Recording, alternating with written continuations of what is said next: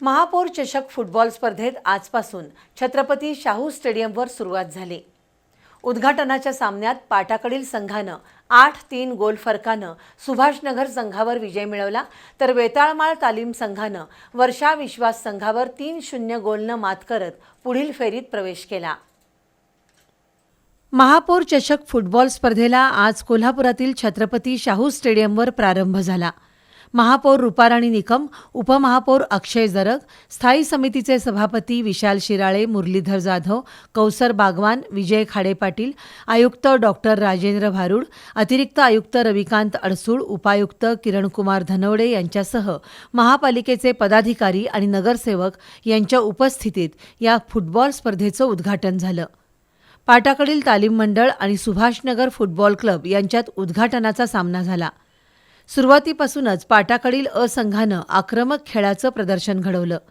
सामन्याच्या 8व्या आणि 15व्या मिनिटाला रोहित पवारनं गोल नोंदवत आघाडी घेतली। ओंकार मोरेनं मारलेला फटका गोल जाळीत विसावला। पूर्वार्धात पाटाकडील अ संघानं 3-0 अशी आघाडी घेतली।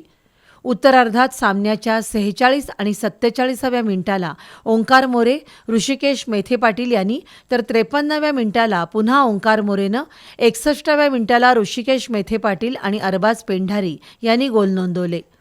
दरम्यान सुभाषनगरच्या नितीन पवार, आयर्न पांढरे या खेळाडूंनी आक्रमक चढाया केल्या। सामन्याच्या 56, 68 आणि 73व्या मिनिटाला त्यांना यश आलं, मात्र पाटाकडील तालीम मंडळ अ संघानं 8-3 गोलनं सामना जिंकला। दुपारच्या सत्रात वेताळमाळ तालीम मंडळ आणि वर्षा विश्वास तरुण मंडळ संघात सामना झाला। या सामन्यात वेताळमाळच्या रोहित देसाई आणि प्रणव कणसे यांनी 35 आणि 38व्या मिनिटाला गोल नोंदवत 2-0 अशी आघाडी घेतली। त्यानंतर वर्षा विश्वास संघाच्या अजिंक्य राज पाटील आणि केतन माने यांनी आक्रमक खेळाचं प्रदर्शन घडवलं। सामन्याच्या 80व्या मिनिटाला आकाश मोरेनं गोल नोंदवत वेताळमाळ तालीम मंडळाला 3-0 अशा गोल फरकानं विजयी केलं।